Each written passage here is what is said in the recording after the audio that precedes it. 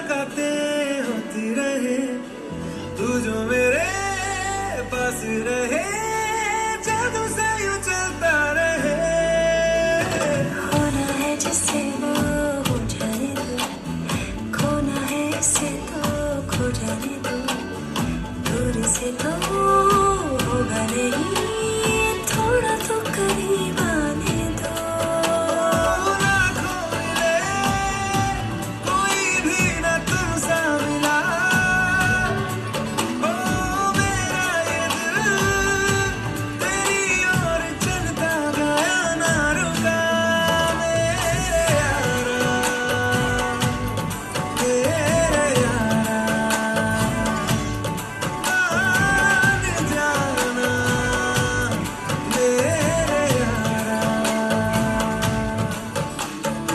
आके मुझे थाम ले, तू भी मेरा नाम ले।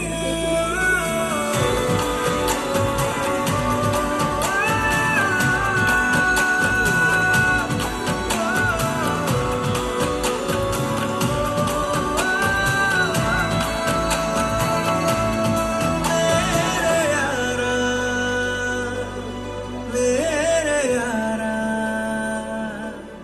मान जाना मेरे यारा।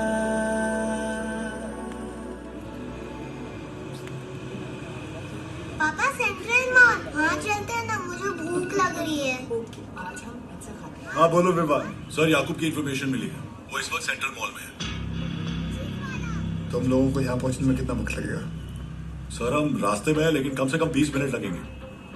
उससे पहले तो मैं पहुँचाऊंगा। Okay sir. क्या हुआ? कुछ नहीं यार, रूटीन कॉल। रिया पहले मॉल चले, आर्यन को भी भूख लगी, मुझे भी।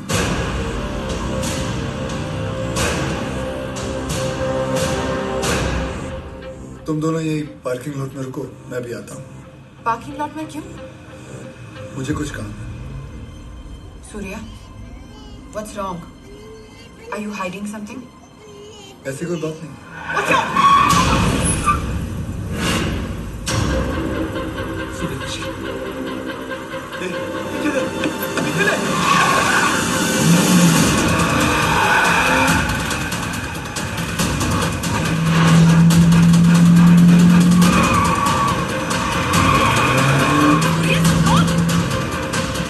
सूर्या, क्या कर रहे हो? आइए नहीं है गाड़ी में।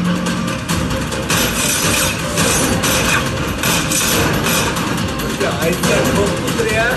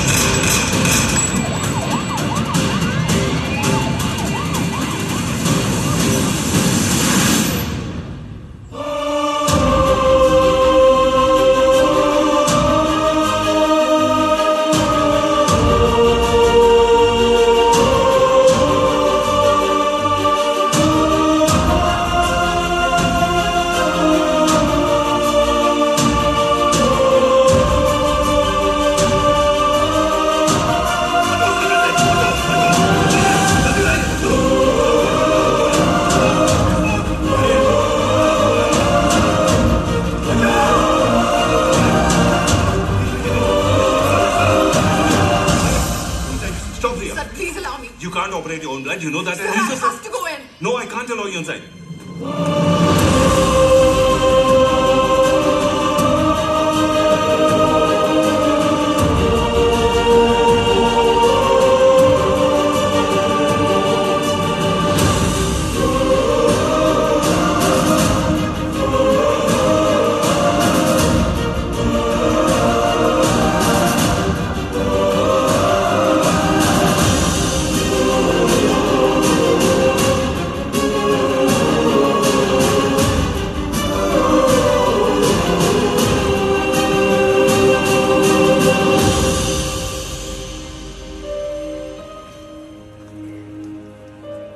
Aryan अब ठीक है. Luckily the bullet just brushed past him. He's out of danger now. And don't worry, he'll be fine. Thank you doctor.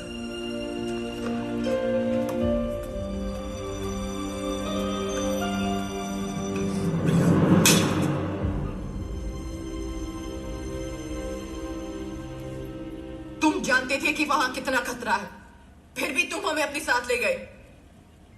Aryan के बारे में एक बार भी नहीं सोचा? रिया, मैं तुम दोनों को पार्किंग लॉट में छोड़कर अंदर जाने वाला था। मुझे नहीं पता था वो ऐसे अचानक आ जाएंगे। और अगर आज मैं उन्हें नहीं रोकता तो कल हजारों मासूमों की जानें जा सकती थी। तो मेरा बेटा तुम्हारे लिए सिर्फ एक कोलैटरल डैमेज है। शहर में और भी पुलिस ऑफिसर्स अपना काम कर रहे हैं, लेकिन कोई भी ड्यूटी के लिए अपने बच्चे की जान खतरे में नहीं डालता। रिया, ऐसे दोबारा नहीं होगा, आई प्रॉमिस। सूर्या, कल अगर मुझे कुछ हो गया तो वो मेरी किस्मत है, क्योंकि मैंने बिना कुछ सोचे, बिना कुछ समझे तुमसे प्यार किया, शादी की, लेकिन अपनी बेटे के साथ मैं ऐसा नहीं होने दे सकती। रिया, पहले जब एक लड़की तुम्हें देखती थी तो सेफ फील करती थी, लेकिन आज जब एक माँ तुम्हें देख रही है तो उससे तुमसे डर लग रहा है। रिया, आज के बाद तुम हमसे दूर रहोगे। ना मुझे तुम्हारी जरूरत है, ना आर्यन को। रिया, तुम्हें पता है तुम क्या कह रही हो? जिंदगी हमें हर रोज एक चॉइस देती है। फर्क बस इतना है कि तुमने अपनी बेटी से बढ़कर अपनी ड्यूटी को चुना, और मैं हमारे रिश्ते से बढ़कर अपने बेटे को चुन रही हूँ। रिया, एक बार इसकी सर, आज नहीं।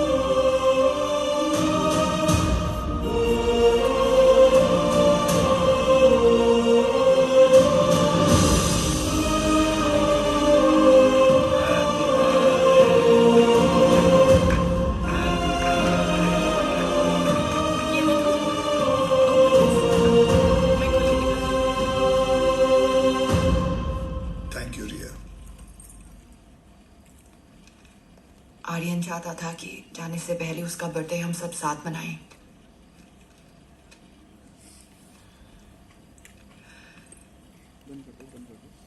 सूर्या, आर्यन को ऑस्ट्रेलिया ले जाने के लिए एम्बेसी में मुझे तुम्हारी कुछ सिग्नेचर्स की जरूरत होगी। तुम जब भी बुलाओगी मैं आ जाऊंगा। थैंक्स।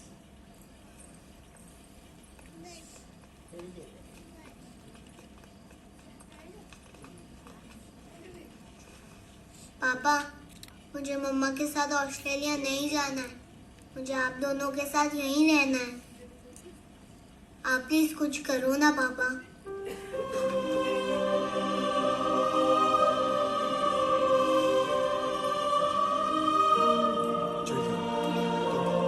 आप दोनों के जाने के बाद सूर्या सर बिल्कुल अकेले पड़ जाएंगे।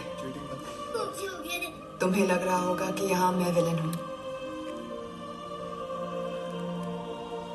लेकिन मैं जो भी कर रही हूँ सिर्फ अपने बेटे के लिए कर रही हूँ। बोलना। सर, आप एक बार बात करके देखिए ना। आप बोले तो शायद भाभी मान जाएंगे। Please.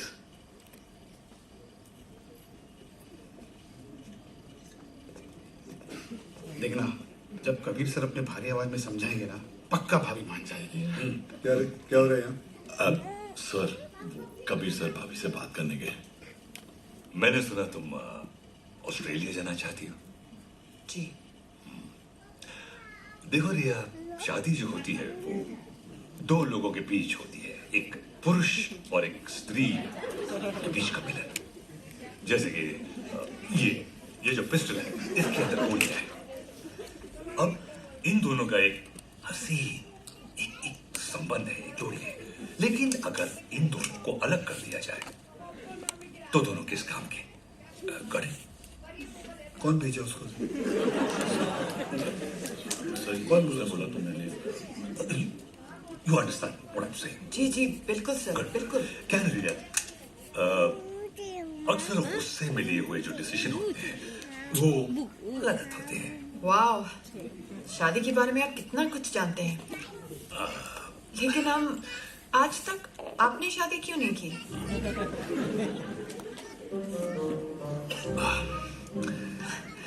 I'll just be back.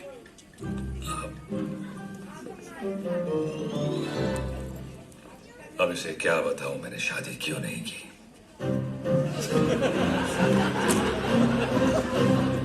मेरी लेस खुली है idiots. Good morning, gentlemen. This is Mr. Nair from the Intelligence Bureau. Delhi से आया हूं। जाहिर है कोई अच्छी खबर तो नहीं होगी। रियाज हफीज के अरेस्ट होने के ठीक 3 दिन बाद मुजफ्फराबाद में एक मीटिंग हुई। जैसा कि आप लोग जानते हैं, कश्मीर में सेक्शन 370 स्क्रैप होने के बाद लश्कर या किसी भी दूसरे टेररिस्ट ऑर्गेनाइजेशन के लिए हमारे देश में अपने लोगों का घुसपैठ करवाना और आर्म्स एमुनिशन को भेजना टोटली इम्पॉसिबल हो गया है। इसलिए ये हमारे देश में अब अपने स्लीपर सेल को एक्टिवेट करेंगे। Sir, we are trying our best to track them down. I know Kabir, लेकिन हमारे इंफॉर्मेशन के मुताबिक लश्कर का अगला टारगेट मुंबई होगा।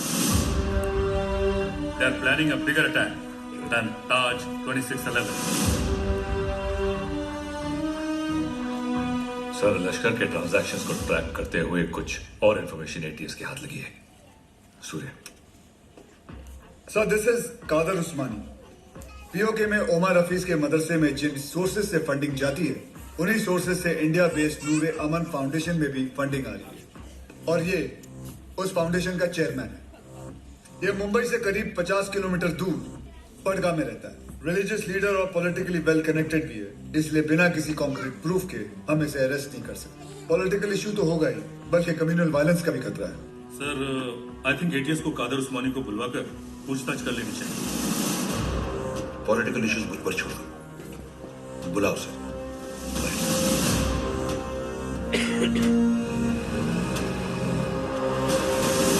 Good morning sir. Good morning. अब्बू आए हैं, आपसे मिलना चाहते हैं। हाँ, बुला बुला। अब्बू, कैसे है खान साहब? अजमेर से कब आए? आज सुबह ही लौटा हूं सर। ख्वाजा गरीब नवाज से आपके लिए न्याज लाया हूं। धन्यवाद। सर, उस्मानी आया। बुलाओ। जी सर। बड़े सालों बाद मुंबई पुलिस ने मुझे याद किया। बोलिए। उस्मानी साहब, हमें पता चला है कि आपके ट्रस्ट नूरे अमन में जिस सोर्स से फंडिंग आ रही है, वही सोर्स टेररिस्ट ऑर्गेनाइजेशन लश्कर को भी फंड करता है। देखिए ऑफिसर, हमारे ट्रस्ट में दुनिया जहान से फंडिंग आती है। अब हर सोर्स का बायोडेटा तो हम नहीं देखते। रफीक जी, इनकी तसल्ली के लिए अपने अकाउंटेंट से इनकी मीटिंग करवा दो। चलता हूँ। रुकिए, इतने दिनों बाद आए हैं आप, थोड़ी और बातचीत कर लेते हैं। आईबी की रिपोर्ट के हिसाब से अब तक 11 बच्चों ने इंडिया से सीरिया जाकर आईसिस ज्वाइन किया, जिनमें से 3 बच्चे जावेद, मुश्ताक और अहमद पटगा से हैं और पटगा आपका इलाका है। और सुना है कि सीरिया जाने से पहले इनका आपके घर काफी आना जाना था। ऑफिसर, एक इतना ही नहीं, और भी कंप्लेन्स है आपकी। आप भड़काऊ भाषण देते हैं, आप धर्म के नाम पे मासूम बच्चों को गुमराह भी करते हैं। कौन गुमराह है, कौन सही है, अब ये तुम हमें बताओगे? इस मुल्क में मुसलमानों का क्या हाल है जानते हो तुम? मुसलमान का हाल? उस्मानी,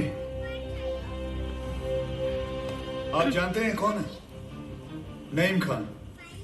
30 साल ईमानदारी से पुलिस की ड्यूटी की है इन्होंने, और अब इनका बेटा अब्बास हमारे एंटी टेररिज्म स्क्वाड का एक होनहार ऑफिसर है। खान साहब रिटायर हो चुके हैं, लेकिन आज भी देश के लिए मरने मिटने के लिए तैयार हैं। ये है हिंदुस्तान के मुसलमान। आप किस मुसलमान की बात करते हैं हम नहीं जानते।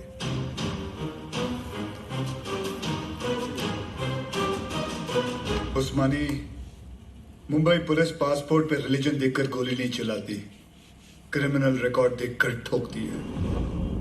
तेरे रिकॉर्ड की भी इंक्वायरी चालू है, बहुत जल्द तुझे भी अंदर डालूंगा।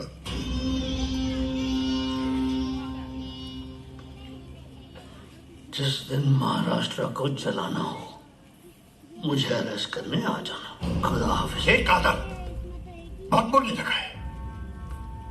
याद है 1977 माहिम गैब्रियल रोड से चोरी के इल्जाम में सबसे पहले मैंने ही तुझे उठाया था। जेब कतरा था सर ये। ये और इसका पार्टनर बिलाल दोनों मिलकर छोटी मोटी चोरियां करते थे, बाद में स्मगलिंग करने लगे। 93 ब्लास्ट के बाद वो तो पाकिस्तान भाग गया और ये पड़गा में जाकर ये धर्माधिकारी का चोला पहन लिया इसने। तब से इसका यही धंधा है, मासूम बच्चों को गुमराह करना। खान साहब रिलैक्स। क्या हुआ उस्मानी? हिंदुस्तानी मुसलमान का तेवर देखकर हिल गया?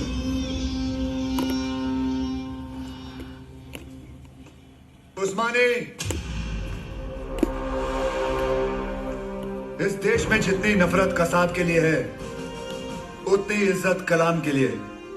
जिस दिन तेरे खिलाफ प्रूफ मिल गया ना, तुझे पड़गा से उठाकर लेके जाऊंगा। अल्लाह हाफिज।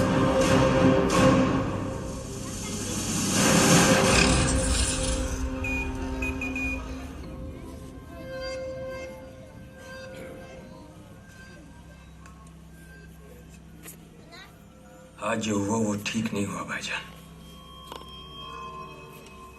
सूर्यवंशी ने आपके साथ कुछ ज्यादा ही बदतमीजी कर दी। अबू, शिवगढ़ से विवेक आए हैं। बुलाओ। विवेक? कल रात आपके लिए खबर आई है, बिलाल हिंदुस्तान वापस आ रहा है। बिलाल? आपका अजीज दोस्त 27 तारीख को गोवा पहुंचेगा।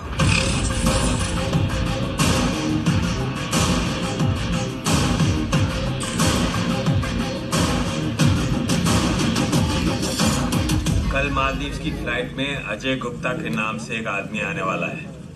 उसे पिकअप करके सीधा हमारे पास लाना है। अजय गुप्ता के नाम से? यानी अजय गुप्ता उसका असली नाम नहीं है? जो कह रहा हूं वो कर। 5 लाख मिल जाएंगे।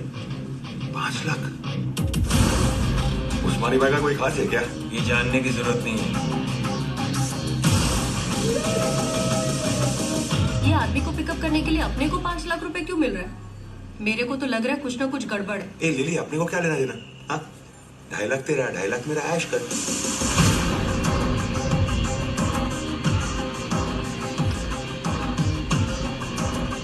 Ajay Gupta, myself John Mascarenhas this side, sir. Come this way. Sir ये मेरी पार्टनर है सर, लिली। क्या है ना सर, लड़की साथ में होती है ना तो किसी को डाउट नहीं होता। ये खोलना जल्दी।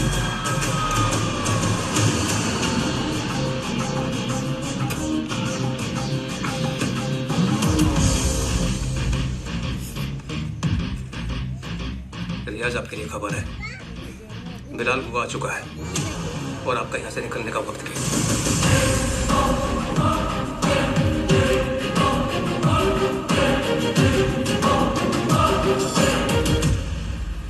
बिलाल, बूढ़ा हो गया तू कादर। तेरा भी तो पेट निकला है। कैसे मुख्तार? भाईजान कैसे हैं आप? ठीक हूँ। क्या रफीक, शादी हुई कि नहीं है?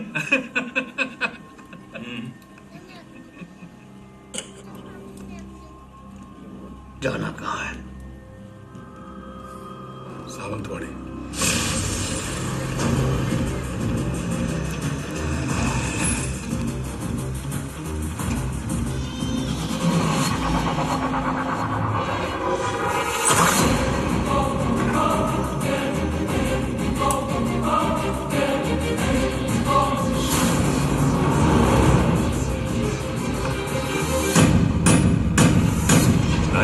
में 1 टन RDX आया था, जिसमें से सिर्फ 400 किलो इस्तेमाल हुआ।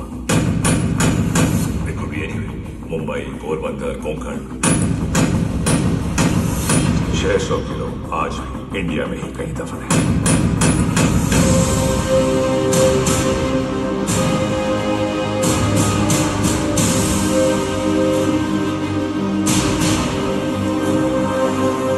साल हो गए भाईजान, ये काम करेगा ना? ये RDX है, World War II से इस्तेमाल हो रहा है। सालों साल पानी में रख दो मुख्तार, इसे कुछ नहीं होता है। खैर, जुमे के दिन तुम्हें इसका पता चल ही जाएगा।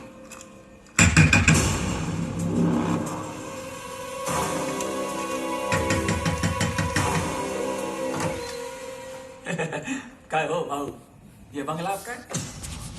जी। भाई इधर सामने ही रहता है.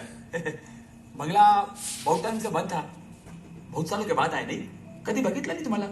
नाव काय? माझं नाव आत्माराम आहे. इधर रहने को आया. अच्छा है. अंदर से मतलब घर में काम चल रहा है. कल आएगा.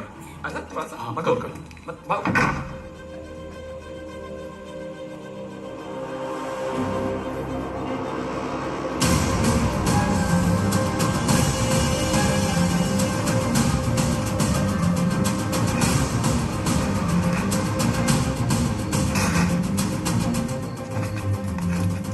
मुख्तार, ट्रक को यहां से ले जाओ और कुछ दिन के लिए तय की जगह पर छुपा दो. क्या सोच रहा है बिलाल? ये सबीना की खाला का घर था. उसका बचपन यहीं बीता. हमारा निकाह भी यहीं हुआ था. ऐसा ही होता है. वक्त सब कुछ ले जाता है, बस सिर्फ यादें छोड़ जाता है. ये टिकट है तेरी. कल शाम 6 बजे की मालदीव की फ्लाइट है. जॉन तुझे एयरपोर्ट पहुंचा देगा. अगली मुलाकात परवरदिगार के दरबार में होगी. कदर एक बात बोलूं? मैं एक बार अपनी अम्मी के मजार पे फातिहा पढ़ना चाहता हूं. दिमाग खराब हो गया तेरा. यहां तेरा एक भी दिन रुकना खतरे से खाली नहीं है और तू मुंबई जाना चाहता है. जानता है ना मुंबई में कदम रखते ही क्या होगा. कादर 27 साल बीत चुके हैं. सिर्फ कुछ घंटों के लिए. हमारे भाई भी इसकी इजाजत नहीं देंगे. दोस्ती का वास्ता. तुझे भी पता है इसके बाद मेरी सिर्फ खबर आएगी. मुझे दोबारा ये मौका नहीं मिलेगा. प्लीज कादर, एक बार, एक दिन, सिर्फ एक दिन है. और तू जानता है अगर तुझे किसी ने देख लिया तो तुझे क्या करना है.